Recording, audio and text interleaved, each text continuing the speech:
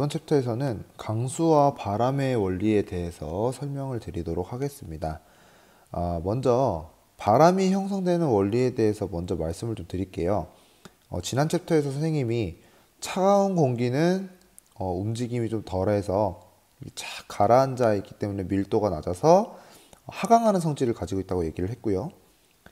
그리고 따뜻한 공기는 막 이렇게 들떠서 돌아다니면서 이런 분자의 밀도가 낮아져서 상승하는 그런 성질을 가지고 있다고 했습니다. 그래서 이 찬 공기가 막 하강해가지고 이 지표면에 모여있게 되면 당연히 그 분자들이 똑같은 공간 안에 많이 모여있게 되기 때문에 이 공기의 압력이 높아지게 되겠죠. 그래서 찬 공기가 하강하는 지역은요, 다른 지역, 주변 지역에 비해서 상대적으로 기압이 높은 고기압의 성질을 띠게 되고요.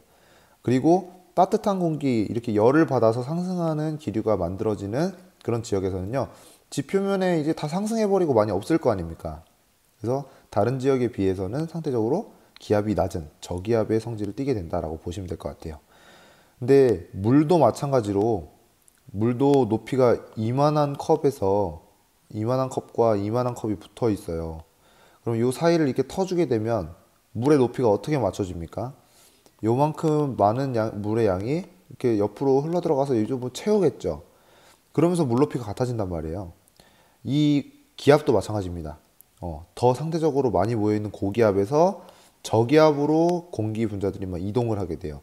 그러면 그때 발생하는 그 기류를 뭐라고 하냐? 그게 바람입니다. 네. 그래서 바람은 기본적으로 고기압에서 저기압으로 불어간다라고 이해를 하시면 될 것 같습니다. 자, 그 다음 강수의 원리에 대해서 설명을 드리면요. 자, 아까 전에 배웠던 공기가 가열되게 되면은 상승하는 그런 성질이 있다고 했죠. 근데 이 친구가 상승하게 되면서 혼자만 상승하는 게 아니라 같이 가지고 있는 뭐 수증기고 뭐고 이런 친구들을 다 같이 가지고 올라가요. 그럼 올라가면서 이제 팽창하거든요. 그러면서 이제 수증기들이 또 이제 올라가게 되면은 기온이 낮아지잖아요. 해발 고도가 높아질수록. 그러면 어느 정도 이슬점이라고 하는 이슬이 처음으로 맺히기 시작하는 그 온도 이상으로 올라가게 되면은 이 수증기들이 뭉쳐서 물방울로 변해서 비가 내리게 되는 거죠. 네. 그래서 공기가 상승하면서 기온이 하강하거나 수증기가 공급되면 그때부터 강수가 가능해진다. 우리가 짚고 넘어가야 할 두 개의 포인트는, 자, 공기가 상승하면서 해발고도 높아지면서 기온이 하강하고요. 그다음에 이 공기가 수증기를 같이 갖고 올라갔을 때 거기서 강수가 발생하게 된다라고 하는 점이 강수의 원리가 되겠습니다. 자, 그래서 강수와 바람을 함께 이제 우리가 살펴보게 되면, 자, 상승 기류가 발생하는 지역은 얘네가 이제 올라가서 비구름을 만들죠. 자, 그러고 나서 이제 차가운 공기는 하강합니다. 예, 하강하면서, 근데 상승하는 쪽은 이제 막 올라가면서 단열 팽창으로 인해서 구름이 막 만들어지는 반면에 차가운 공기가 이제 있는 쪽은 하강 기류가 만들어진다는 얘기는 여기 지표면에 있는 수증기들이 올라갈 수가 없다라는 얘기죠. 그래서 여기는 굉장히 이제 구름이 없고 청명한 그런 날씨를 보이게 되는 거죠. 바람은 하강 기류가 있는 고기압에서 상승 기류가 있는 저기압으로 불어간다라고 하는 거 체크해 두시고 넘어가겠습니다.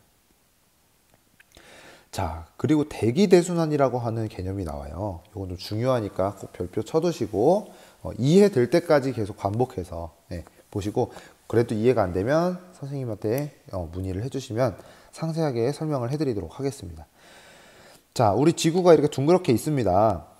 물론 이 남반구도 있긴 한데 북반구만 기준으로 놓고 봤을 때 데칼코마니처럼 똑같이 일어나거든요. 북반구만 놓고 이제 설명을 한번 드릴게요. 자, 태양으로부터 열 에너지가 옵니다. 그러면 열 에너지를 가장 강하게 받는 단위 면적단 일사량이 가장 많은 지역이 어디였죠? 그래서 적도 지역이었죠. 자, 그럼 지금까지 배웠죠. 공기의 성질. 가열되면 어떻게 됩니까? 공기가 상승합니다. 네. 자, 상승하게 되면 이 공기는 다시 어떻게 되냐? 상층부에서 흩어져요. 그래서 고위도 쪽으로 이제 이동을 하게 됩니다. 자, 그런 다음에 일정 거리를 이렇게 이동한 공기는 지쳐서 이제 중간에 다시 하강을 하게 되죠. 자, 요 하강을 하게 되는 북위 혹은 남위 30도 지점에 이 계속 공기가 하강하는 그런 대가 생기게 되는데 여기를 아열대 고압대라고 부릅니다. 대라고 하는 얘기는 띠를 얘기하는 거예요. 지구를 삥 둘러서 위도가 30도 되는 지역은 다 공기가 하강하는 성질을 띠어요. 왜 그러냐면 적도 부근에서 이렇게 상승한 공기가 고위도 쪽으로 이동하다가 그때 이제 내려앉는 거죠. 자, 그러면서 내려온 공기는 다시 저위도로 갈 놈은 저위도로 가고 고위도로 갈 놈은 다시 고위도로 가고 이렇게 나누어집니다. 그러면서 지금 이 부분에서는 계속 이렇게 도는 거죠. 자, 이렇게 계속해서 순환하는 고리가 하나 생긴 겁니다. 북쪽에 하나, 남쪽에 하나, 북반구에 하나, 남반구에 하나 이렇게 생긴 거죠. 자, 그러면 이 친구는 내려간 친구는 저위도 쪽으로 내려간 친구는 이제 아마 이 사이클을 계속 돌 것이고 고위도로 올라간 친구는 이제 어떻게 되느냐? 자, 아까 전에 또 이제 선생님이 공기의 성질 얘기했었습니다. 적도 지역은 가열이 되기 때문에 상승하지만 북극 지역은 단위 면적당 일사량이 적기 때문에 기온이 낮죠. 그럼 여기는 상승 기류가 아니라 하강 기류가 발달하게 됩니다. 그러면 하강한 기류는 저위도 쪽으로 이렇게 내려가겠죠. 그러다가 아까 아열대 고압대에서 고위도 쪽으로 이동하던 공기와 만나가지고 솟아오르게 됩니다. 그 솟아오른 친구들은 다시 어떻게 돼요? 저위도로 가려면 저위도로 가고 고위도로 가려면 다시 고위도로 가서 극고압대의 영향을 받아서 다시 하강하게 되는 거죠. 그러면 우리가 북반구만 놓고 봤을 때 공기 덩어리가 지금 여기 하나, 여기 하나, 여기 하나 이렇게 공기 순환 덩어리가 3개가 되는 거죠. 남반구도 마찬가지입니다. 똑같이 3개가 만들어져서 이제 계속해서 공기가 순환하게 되는 거예요. 이러한 순환 방식을 뭐라고 하냐면 우리가 대기대순환이라고 부르게 됩니다. 온 지구는 다 이 순환에 의해서 공기가 돌게 되는 거예요. 그래서 상승 기류가 발달하는 적도 부근에는 강력한 저기압이 발달을 하고요. 내려앉는 쪽에는 당연히 지표면에 공기가 많이 모이니까 고기압, 이게 아열대 고압대고요. 그 다음에 또 다시 내려앉는 맨 위쪽에는 여기도 상승 기류니까 저기압이죠. 그 다음은 맨 위쪽에 강하게 하강 기류가 발달하는 곳은 고기압이 발달하게 되겠습니다. 그래서 0도 부근, 위도 0도 부근 저기압, 30도 부근은 고기압, 60도 부근은 저기압, 그 다음에 맨 위에 90도 극지방은 또 고기압. 저고 이 식으로 발달한다라고 알아두시면 되겠죠. 근데 이게 한 지점만 이렇게 나타나는 건 아니잖아요. 이 지구가 둥글기 때문에 그 지역을 이렇게 둥글게 띠 모양으로 다 이 현상이 나타나는 것이기 때문에 우리가 이것을 뭐라고 부르냐? 자, 선생님이 지금 필기를 해가지고 잘 안 보이는데, 자, 공기의 순환이 이렇게 만들어지고요. 자, 저고 이렇게 만들어진다 했습니다. 그래서 둥글게 이 지역을 다 통틀어서 뭐라고 하냐면 적도 저압대라고 부릅니다. 적도 수렴대라고도 부릅니다. 그리고 자, 그 위쪽은 아열대 고압대. 네, 하강 기류가 발달하죠. 여기는 상승 기류, 여기는 하강 기류입니다. 자, 그 위쪽은 고위도 저압대. 그 다음에 그 위는 극고압대 이렇게 부릅니다. 저압대니까 당연히 여기도 상승 기류고요. 그 더 위는 하강 기류니까 하강 기류 이렇게 써주면 되겠죠. 네. 자, 마찬가지로 남반구도 데칼코만이라고 했습니다. 아열대 고압대 똑같이 나타나고요. 그 다음에 고위도 저압대 똑같이 나타나고 극고압대 똑같이 나타납니다. 그래서 적도 저압대를 대칭점으로 해가지고 똑같이 나타난다. 이렇게 이해하시면 되겠습니다. 자, 근데 이 바람의 방향이요. 항상 이제 남북 방향으로 이게 수직적으로 부는 건 아니에요. 그러니까 뭐 직선으로 부는 게 아니거든요. 자, 왜 그러냐면 지구가 이제 서에서 동으로 자전을 하고 있기 때문에 그 영향을 받아서 북반구에서는 움직이는 모든 물체는요. 진행 방향의 오른쪽으로 전향력이라고 하는 힘을 받게 돼요. 이 전향력이라는 것을 우리가 정확히 이해해야 되느냐? 그건 아닙니다. 네, 그냥 이거는 알아두시면 돼요. 북반구에서는 진행 방향의 오른쪽으로 휘는구나. 남반구에서는 진행 방향의 왼쪽으로 휘는구나. 그러면 아까 아열대 고압대 지역에서 하강한 이 바람은 다시 이제 저압대 쪽 적도 수렴대 쪽으로 불어가잖아요. 이 친구는 어떤 방향으로 불겠어요? 진행 방향의 오른쪽이니까. 위쪽부터 선생님이 바뀌는 걸로 해놨네요. 다시 하겠습니다. 자, 극고압대. 여기서 하강기류 발달했죠. 하강기류 발달해서 저위도 쪽으로 불어가는 이 바람의 방향은 진행 방향의 오른쪽이니까 이렇게 휘어서 불 겁니다. 맞죠? 자, 그 다음 아열대 고압대 쪽에서 이제 하강해가지고 고위도 쪽으로 이동하는 이 바람의 방향, 진행 방향의 오른쪽으로 휘니까 이렇게 되겠죠. 그 다음 아열대 고압대에서 내려앉아서 하강해서 다시 저위도 쪽으로 불어가는 이 바람의 방향은 진행 방향의 오른쪽으로 이렇게 휘게 될 겁니다. 네.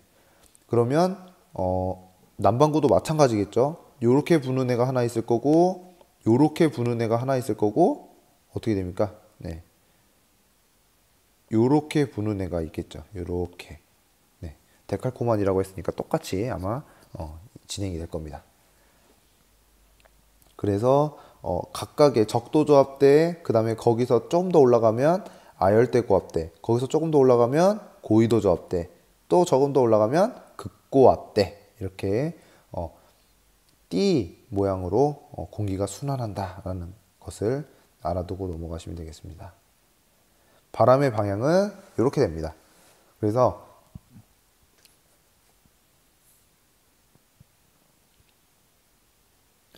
자, 옛날에 이 적도를 따라 가지고 배를 타고 무역을 하던 사람들이 이 바람을 타고 무역을 하면은 배를 타면 운행하기가 쉽다.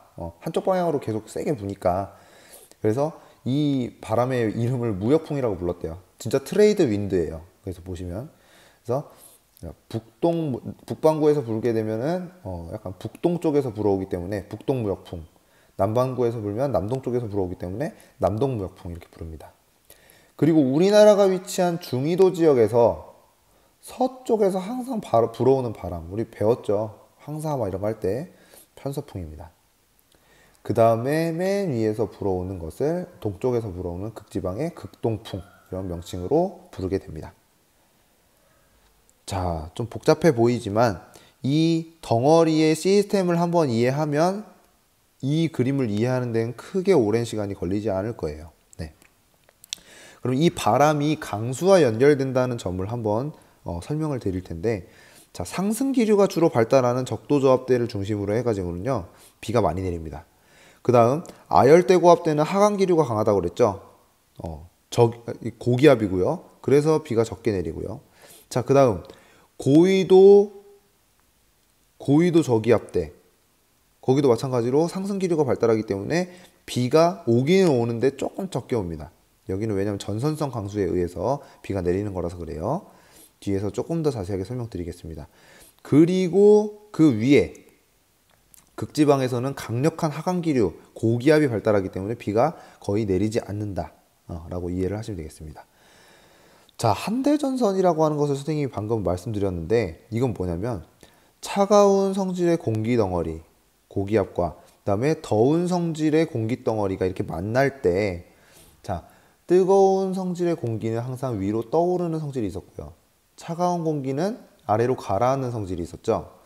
그러면은 당연히 상대적으로 저위도 쪽에서 올라온 따뜻한 공기 덩어리가 고위도 쪽에서 내려온 차가운 공기 덩어리를 아마 위에서 이렇게 덮는 형상이 될 거예요.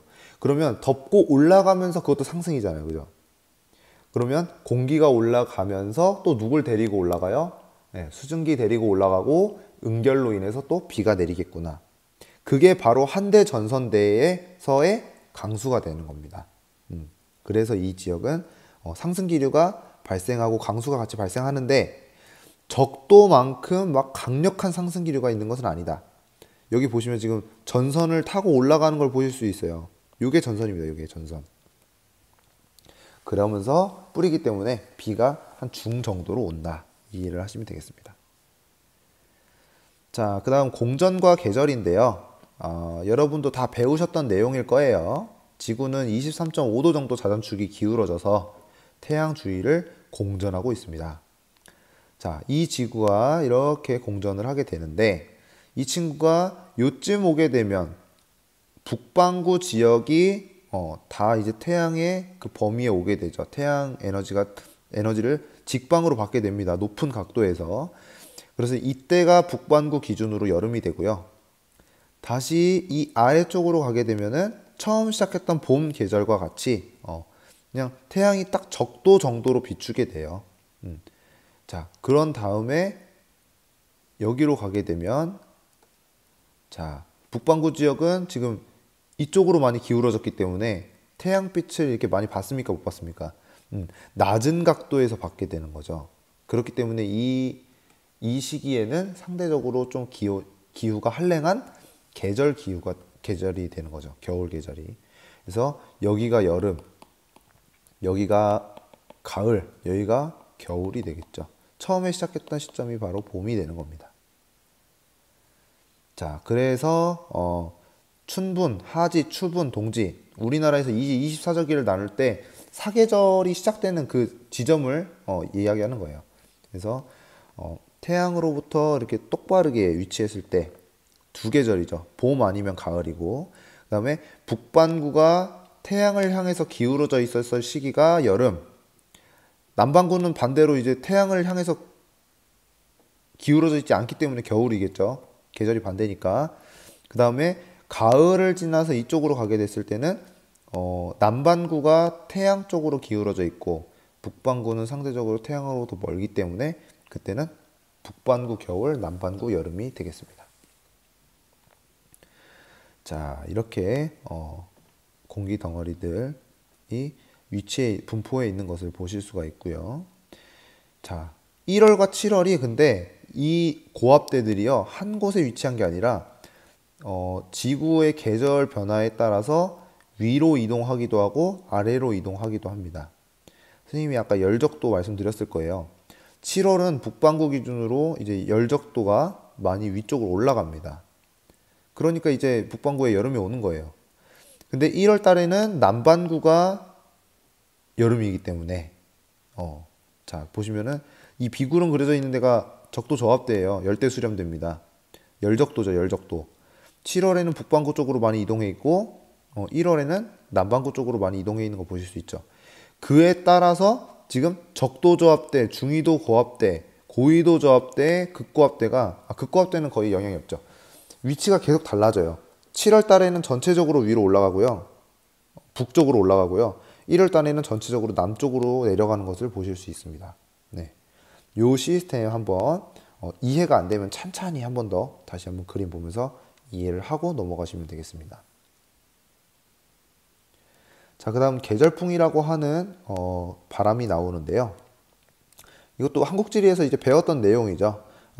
육지와 해양의 비열차에 의해서 발생하는 그런 바람이고요.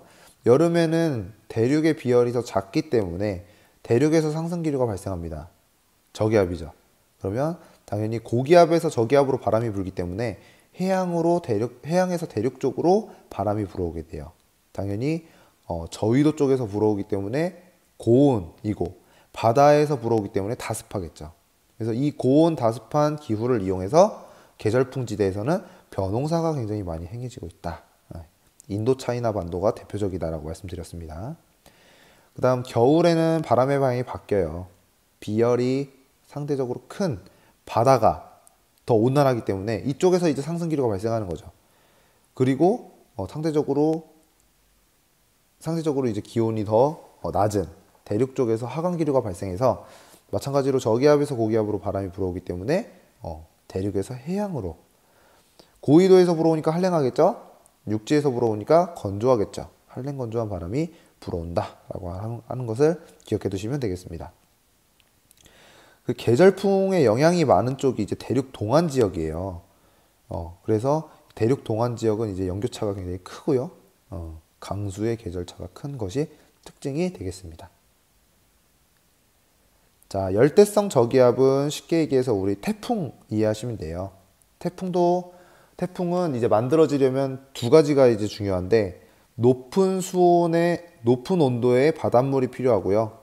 네, 높은 온도의 수온이 필요합니다. 그래서 보통은 어디에서 많이 발생하냐면 적도 부근의 해상에서 발생해가지고 이 지구에 많은 열 에너지가 쌓이게 되면 이걸 분산시켜야 되잖아요. 뜨거운 거 계속 놔두면 폭발하잖아요. 그죠? 우리 일상생활에서도.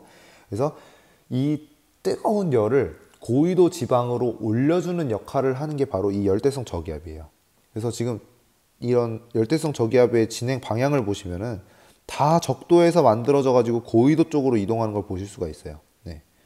그래서 이러한 열대성 저기압은 풍수해를 유발할 수가 있고, 반면에 인간에게 나쁜 역할만 주는 것은 아닙니다. 바다에 이제 미생물들이 번식하는 적조를 완화시켜 주기도 하고 한번 이렇게 싹 씻어주는 거죠. 그다음에 지구의 한쪽에 열이 너무 몰리지 않도록 열수지의 균형을 맞춰주는 역할도 한다 라는 걸 기억해 두시면 되겠습니다. 자, 그 다음 강수가 발생하는 여러 케이스가 있는데요. 이것도 한국시리 때 한번 설명을 해드렸을 겁니다. 하나하나 이제 보시면 가열을 하게 되면 공기가 상승하잖아요. 그러면 그런 상승 기류에 의해서 비구름이 만들어지는 게 바로 대류성 강수입니다. 쉽게 얘기해서 우리 소나기 생각하시면 돼요. 네, 소나기 생각하시면 되겠고요. 그 다음에 저기압성 강수. 마찬가지로 저기압에서는 공기가 이렇게 상승하는 그런 성질을 띠기 때문에 저기압성 강수. 이거는 태풍 생각하시면 돼요. 태풍. 강력한 저기압의 발달로 인해서 강수가 만들어지는 그런 경우를 생각하시면 되겠고요. 소나기. 자, 그다음 전선성 강수는 우리 한대전선대 설명드리면서 말씀드렸죠. 찬 공기 덩어리와 따뜻한 공기 덩어리가 만나는데 따뜻한 공기 덩어리는 좀 이렇게 위로 뜨려는 성질이 있고 차가운 공기는 아래로 파고들려 이렇게 착 가라앉아서 아래로 파고들려는 성질을 가지고 있기 때문에 걔네가 이게 타고 올라가면서 비구름을 만든다라고 말씀드렸습니다. 우리나라에서는 이제 장마전선이 대표적이죠. 자, 그리고 지형성 강수는 바람이 수증기를 가지고 이동을 하다가 높은 산맥을 만났어. 그럼 뭐 이 아래로 뭐 흡수해서 지나가나요? 아니죠. 얘를 타고 올라갑니다. 근데 올라가게 되면 당연히 기온 하강하고 수증기 응결할 거 아니에요. 그러면서 비를 뿌리는 게 이제 지형성 강수가 되겠습니다. 자, 그래서 세계에서 비가 적게 오고 많이 오는 지역들을 좀 구분을 해보면요. 소우지가 조금 더 이제 중요할 것 같아요. 자, 하나하나 살펴보면 대륙 내부는 왜 비가 적게 올까요? 수증기로부터 먼 거죠. 바다로부터 보통 수증기가 공급이 되는데 여기는 너무 대륙 한가운데 있다 보니까 수증기 공급이 어려워요. 그러니까 강수량이 굉장히 적은 지역을 우리가 뭐라고 합니까? 사막이라고 하죠. 그래서 이 유라시아 대륙 내부에는 고비 사막과 타클라마칸 사막이 위치해 있습니다. 대륙 내부예요. 자, 그 다음 아열대 고압대, 우리 위도 남이든 북이든 30도 부근에서는 열대 수렴대에서 상승했던 공기가 내려앉는 구간이 있다고 했죠. 당연히 강한 고기압이 형성되니까 비구름이 만들어지기 쉽지 않다. 그래서 이 지역도 굉장히 강수가 매우 적다라고 하는 걸 말씀을 드렸습니다. 그래서 아열대 고압대에 의한 사막이 또 만들어지는데요. 가장 대표적인 사막은 여기 아프리카 북부에 있는 사하라 사막이 되겠습니다. 1년 내내 이제 거의 하강 기류가 발달을 하게 돼요. 자, 그 다음 한류가 흐르는 지역에서도 굉장히 강수량이 적어요. 왜 그러냐? 해안가 주변에 물이 찬데 상승 기류가 발달할 수 있겠어요? 아니겠죠. 그래서 물의 온도가 굉장히 차기 때문에 하강 기류가 강하게 발달해서 강수량이 적어서 만들어지는 그런 사막들이 만들어지게 되는 겁니다. 여기가 한류 사막이고요. 여기는 나미브 사막이라고 하는 사막이 있고 여기 라틴 아메리카 지역에는 아타카마 사막이라고 하는 한류 사막이 위치하게 됩니다. 자, 이쪽도 이제 대륙 내부로 인해서 소우지다 이렇게 이해하시면 되겠고요. 비가 많이 오는 지역은 자, 전선성. 자, 여기 북이 몇 도 지역이에요? 60도 지역. 아까 배웠던 고위도 전선대 지역이죠. 네. 그 다음에 여기 몬순 기후와 지형에 의해서 인도 차이나 반도와 인도 지역 계절풍의 영향을 많이 받는 다우지라고 했습니다. 그 다음에 적도 조합되는 연중 열대 수렴대가 발달하기 때문에 항상 비가 많이 내리는 그런 지역이 되겠습니다. 그래서 이 물수지와 이런 공기의 흐름이 결코 관련이 없지 않다. 굉장한 관련성을 가지고 있다라고 하는 것을 이번 시간에 같이 설명을 좀 드렸습니다. 자, 건조기후를 판단하는 방법은요. 증발량이 강수량보다 많게 되면 그 지역의 기후는 건조기후다라고 얘기를 합니다. 자, 여기까지가 이제 기후에 들어가기 전에 앞서서 기초적인 부분들을 한번 짚어봤고요. 다음 시간에는 쾌펜의 기후 구분에 대해서 자세하게 설명드리도록 하겠습니다. 자, 이번에는 5강 기후 파트에 들어가기 앞서서 기후의 기초 쌓기 부분을 한번 준비를 해봤습니다. 자, 먼저 기후 요소가 기온, 강수, 바람이 있는데요. 우리는 강수와 바람의 원리를 먼저 정리해보고 들어가도록 하겠습니다. 먼저 바람이라고 하는 것은 어떻게 형성되느냐? 우리 들었죠? 자, 찬 공기는 보통 어떤 성질이 있다? 네, 찬 공기는 하강하는 성질이 있습니다. 그래서 지표면에 이제 계속 모이게 되면서 이 친구들이 계속 좁은 공간 안에 차곡차곡 쌓이면서 기압이 어떻게 돼 있어요? 네, 높아지겠죠. 자, 그리고 반면에 따뜻한 공기는 어떤 성질이 있다고 말씀드렸습니까? 네, 따뜻한 공기는 상승한다. 상승하는 성질이 있다고 말씀을 드렸습니다. 그래서 다 올라가 버려서 지표면에 거의 없어요. 그러니까 기압이 낮겠죠. 자, 그렇게 되면 공기가 많이 쌓여있는 곳에서 쌓여있는 곳이 있고 다 올라가 버려서 많이 쌓여있지 않은 곳이 있습니다. 당연히 공기는 물이 마치 이제 흘러내리는 것처럼 이렇게 고기압에서 저기압으로 흘러갈 수밖에 없다라고 말씀을 드렸고요. 그 과정이 바로 바람이라고 하는 현상으로 우리가 느낄 수 있다라고 하는 겁니다. 공기의 흐름이라고 생각을 하시면 됩니다. 자, 그 다음 강수는 어떻게 되느냐? 아까 전에 따뜻해진 공기는 상승한다고 말씀드렸죠. 자, 그럼 여러 가지 이유에 의해서 뭐 가열되면서 상승하든 혹은 뭐 지형이 이렇게 막고 있어서 거길 타고 올라가면서 상승을 하든 자, 공기가 상승을 하게 되는데요. 자, 공기가 상승을 하게 되면 가지고 있던 어떤 그 수증기들을 함께 가지고 올라갑니다. 자, 그러면 고도가 높아질수록 기온은 어떻게 돼요? 네, 기온은 하강하게 되고요. 거기서 공기가 가지고 올라가던 수증기가 어떻게 되냐? 자, 수증기가 응결하게 됩니다. 그럼 이제 물방울이 되겠죠. 그 물방울들이 차곡차곡 모이다 보면은 무거워져서 이제 물방울의 형태로 떨어지게 되는데 그것을 우리는 바로 강수라는 현상으로 관찰을 할 수가 있는 거죠. 이 두 가지 원리 기억해 주시고요. 그 다음 바람과 관련해서 우리 전 지구적으로 봤을 때 여러 개의 이제 바람 공기의 이동 덩어리들이 몇 개 있다. 위도별로 다르게 그것을 한번 알아봤습니다. 그걸 통틀어서 이제 대기 대순환이라고 얘기하는데요. 먼저 적도조합 때는 단위 면적당 일사량이 굉장히 집중되는 곳입니다. 그래서 연중 뜨겁고 그래서 공기가 어떻게 되어 있습니까? 상승하게 되겠죠. 그걸 이제 우리가 적도저압대, 열대 수렴대, 적도 수렴대 이런 용어로 얘기를 하는데 자, 여기서는 보통 공기가 상승합니다. 상승한 공기가 고위도 지역으로 점차 이동을 하겠죠. 그러다가 힘이 다해서 이게 떨어지게 되는데 그곳이 바로 뭐예요? 아열대 고압대, 위도 한 30도 경에서 고위도로 이동하던 공기가 떨어진다고 했죠. 그래서 여기는 연중 공기가 하강하는 그런 지역이 되겠습니다. 당연히 이제 공기가 계속 하강하니까 이 지역은 뭐 비구름이라든지 이런 게 좀 만들어지기 어렵겠죠. 네.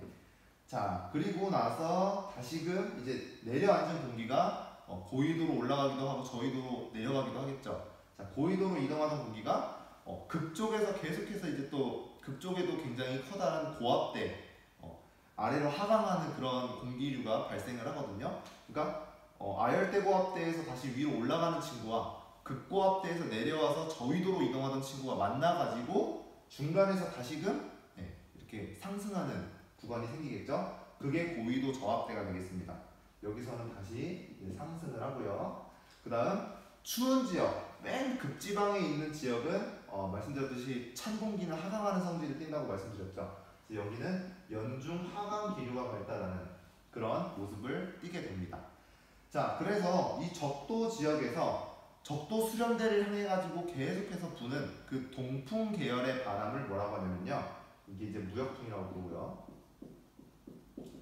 자, 그 다음 적도저압대에서 올라갔다가 다시 아열대 고압대에서 내려오죠. 그 내려온 바람이 다시금 고위도 쪽으로 올라갈 때 약간 그게 서쪽에서 동쪽으로 불어가는 그런 방향성을 띈다고 말씀드렸죠. 그게 바로 편서풍이 되겠고요. 자, 그 다음 고위도 저압대와 이제 편서풍은 한 요 정도에 해당이 되겠네요. 고위도 저압대 쪽 정도에 해당이 될 것 같습니다. 자, 편서풍. 자, 그 다음에 극고압대 쪽에서 이제 하강했던 기류가 저위도 지역으로 내려갈 때 동풍 계열의 바람이 불게 됩니다. 그것을 우리는 이제 극동풍이라고 표현을 하게 돼요. 그래서 이러한 대기대순환에 대한 내용을 이렇게 정리를 해봤습니다. 자, 그 다음에 강수 유형에 대해서 하나 또 말씀을 드릴게요. 한국지리 때 이제 배웠던 내용이죠. 강수가 발생할 수 있는 유형에는 이렇게 네 가지가 있는데, 먼저 대류성 강수 같은 경우에는 뜨겁게 이제 가열이 되니까 거기서 공기들이 막 상승하면서 비구름을 만들어서 내리는 대표적인 게 소나기 같은 것들이 해당이 된다고 말씀드렸고요.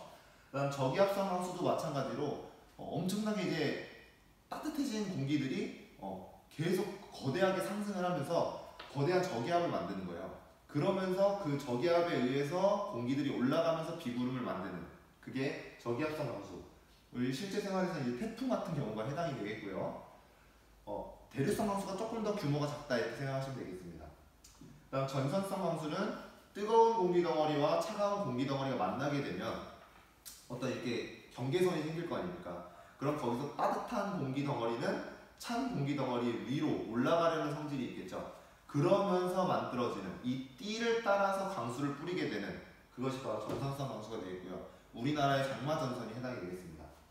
마지막 지형성 강수는 수증기를 머금은 공기가 이동하다가 어떤 불룩 튀어나온 그런 지형을 따라 올라가다 보니까 거기서 응결이 일어나서 강수를 뿌리게 되는 그런 강수 유형이라고 보시면 될 것 같아요. 자, 그리고 마지막 공전과 계절 변화. 왜 일어나니? 왜냐면 지구가 자전축이 한 23.5도 기울어져서 태양 주위를 공전하기 때문에 계절의 변화가 나타난다. 그래서 북반구에서는 6월에 여름이 나타나고요. 여름이 나타나는 그 시기에 북반구에서는 고위도로 갈수록 낮의 길이가 최대가 되는 그런 현상이 나타나죠. 그래서 6월에 북쪽에 있는 극지방, 북극에 가까워지는 그런 지방은 하루 종일 해가 지지 않는 백야 현상이 일어날 수도 있다라는 것을 말씀을 드렸습니다. 남반구는 이제 반대가 되겠죠. 여기는 12월에 여름이 되겠고요. 마찬가지로 어디로 갈수록 남쪽으로 갈수록 낮의 길이가 최대가 되겠죠. 그래서 맨 남쪽에 있는 남극으로 가까이 갈수록 백야 현상이 나타나는 그런 것을 관찰할 수가 있을 겁니다. 백야 현상의 반대는 극야가 되겠죠. 극야. 하루 종일 해가 뜨지 않는 겁니다. 자, 가운데에 위치한 적도는 낮의 길이가 12시간을 유지하게 돼요. 딱 중간에 있으니까 변할 일이 없는 거죠, 거의. 그래서 대신에 이제 여기는 연중 계속해서 단위 면적당 최대의 일사량을 받기 때문에 여기서는 굉장히 뜨겁고 습한 열대 기후가 나타난다라고 하는 점이 특징이 되겠습니다. 이렇게 한번 정리를 해볼게요.